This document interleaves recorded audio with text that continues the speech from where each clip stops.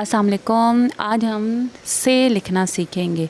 से कैसे लिखते हैं आज हम देखते हैं। से पहले बताएं बनता क्या है, आपको पता है से क्या बनता है? से समर। से समर। समर क्या होता है? समर कहते हैं जो बहुत से फ्रूट्स को इकट्ठा करें उसको समर कहते हैं।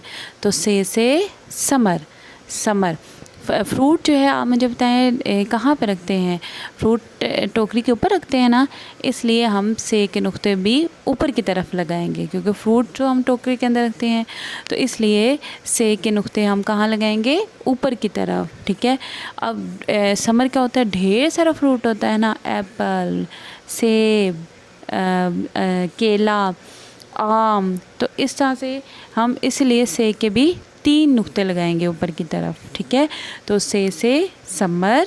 समर क्या होता है? बहुत ज़्यादा फ्रूट कहाँ पर रखते हैं? टोकरी के ऊपर रखते हैं, इसलिए हम से के नुक्ते भी कहाँ लगाएंगे? हम से के नुक्ते भी से के ऊपर की तरफ लगाएंगे।